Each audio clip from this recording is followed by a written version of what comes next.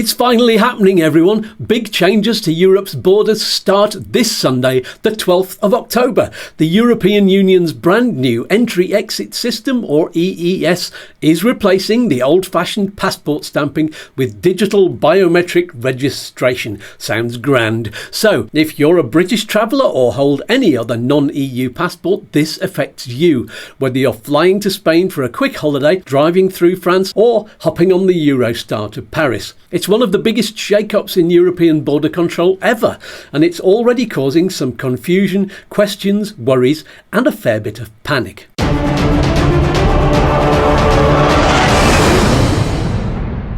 So today on YouTooSpain, I'll explain exactly what's changing, who's affected, how it will work, and what you can expect at the border this weekend and beyond. And at the end, I want you to tell me your experiences so that I can update everyone in a follow-up video soon. Because what really happens at the borders in Spain, France, and the rest of Europe could be a little different from what the EU has planned. First of all, back to basics. What is the EES? Until now, every time you arrived or left the Schengen zone, the border officer manually stamped your passport. Simple enough, but it didn't actually record very much data. And it relied on human checks to make sure people didn't overstay. So that system's now being scrapped. From the 12th of October 2025, all non-EU citizens entering or leaving the Schengen area, that's 29 countries including Spain, France, Italy, Germany and most of mainland Europe, will instead have their details logged in a digital database instead of a stamp.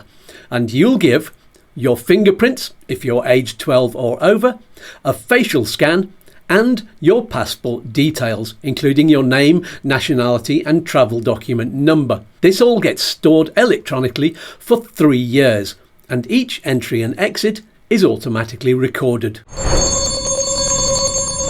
Let's make this absolutely clear. If you're from the UK, USA, Canada, Australia or any non-EU country and you don't have residency in an EU state, the EES applies to you, even if you're travelling with a spouse who has an EU passport.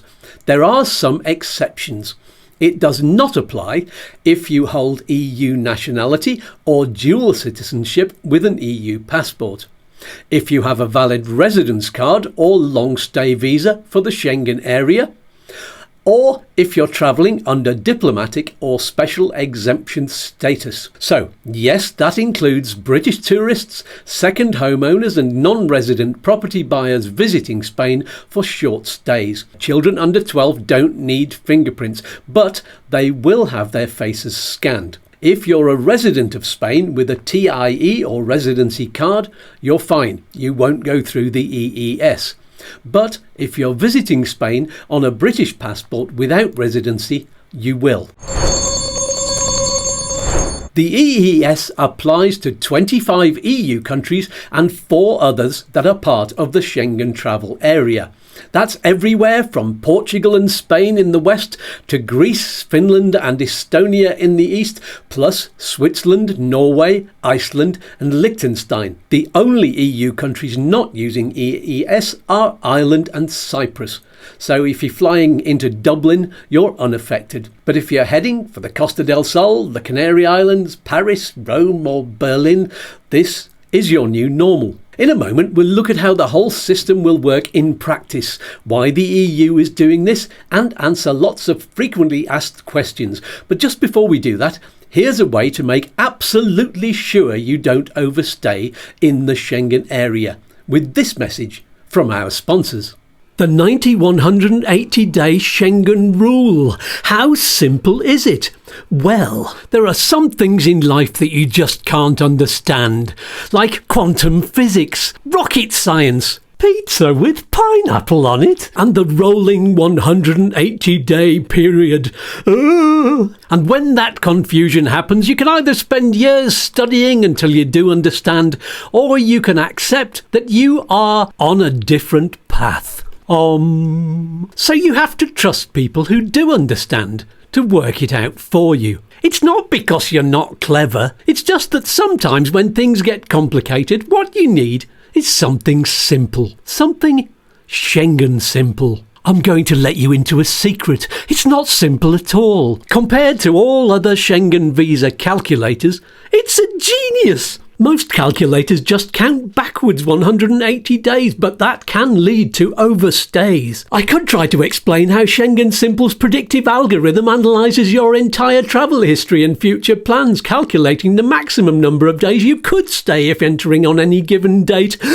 You see, it's my job on YouTube to explain things about living and travelling in Spain to help people like you. Once I spent an hour on a video call to America trying to explain the rolling 180-day period to a very intelligent man who worked in Europe a lot. Multiple dates, past and future, different countries. Sometimes his boss needed him to fly out at a moment's notice. And people who have holiday homes in Europe have the same problem when they want to spend as much time there as possible. Then their builders call and say, "You've got to come over now and approve this or we can't carry on." And expensive tickets for future holidays have already been booked. There are no refunds. And you can't work out how a few days in Europe now might jeopardise those future tickets. It's quantum physics, rocket science and pineapple pizza all over again. It makes my head explode. So listen, no explanations, you're just going to have to take my word for it. Schengen Simple does way more than the rest. Makes all the calculations for you, shows you on each calendar date how many days you've had and how many days are left. It logs different entry and exit points and produces a comprehensive but simple page you can show to border control to prove you've not overstayed. And there are even more features on the app. It's now available on both the Apple Store and Android devices, so everyone can get it. And everyone's loving it. Use the unique link below and in the comments to see for yourself. It's not simple, it's Schengen Simple. And now, relax. Thank you, Schengen Simple. So what actually happens when you travel? When you first enter one of these countries after the EES starts, you'll have to register your details at the border. That means stopping at a kiosk or desk. It'll most likely be an automated booth with a camera and fingerprint scanner. So you'll scan your passport, have your face photographed, give your fingerprints, unless you're under 12, and confirm your entry details. The first time, it'll take a few minutes longer, possibly 3 to 5 minutes per person, depending on the airport or port. After that, your record is stored for 3 years, so next time you enter, the system will recognise you automatically, so it should be a lot quicker. That's the whole point. However, during the rollout phase, queues are expected, especially at busy ports like Dover, Folkestone and St Pancras International. And yes, if you're travelling by car or coach through the Eurotunnel or on the ferry, you'll need to get out of your vehicle for registration the first time. Spain's main airports, Madrid, Malaga, Alicante, Barcelona, already have the kiosks installed. But delays are expected during October and November as staff and travellers adjust. The EU says the EES will make border checks more modern, secure and efficient. They claim it will stop passport fraud and fake identities, prevent people from overstaying their 90-day limit, speed up processing in the long run, and give border agencies better tools to track illegal migration and terrorism risks. But let's be honest, in the long run usually means not at first. Many border agencies have warned of initial delays and technical glitches, especially at small regional airports. The UK government has even said travellers should expect longer waits in the first few months as the system beds in. Okay, here's some common frequently asked questions. Will registrations and checks happen on departure or arrival in the Schengen area? Well, under normal circumstances, you'll complete the checks when you arrive at your destination airport or port. However, if you enter one of the countries through the port of Dover or the Eurotunnel at Folkestone or St Pancras International, you will go through the process before you leave the UK. The kiosks are already there, and you'll have to park up and leave your vehicle to register, like I said before. Do I need to do anything before travelling? No, there's no pre-registration website or app required, although Frontex, the EU border agency, is developing a mobile app that may allow you to pre-fill your details in the future. Does it cost anything? No, absolutely nothing. Registration is free. Will the old passport stamp still be used? For a short transition period, yes. You might get both an EES record and a physical stamp while the systems overlap. But by April 2026 or thereabouts, stamping should disappear entirely. What about ETIAS? Isn't that the same thing? No.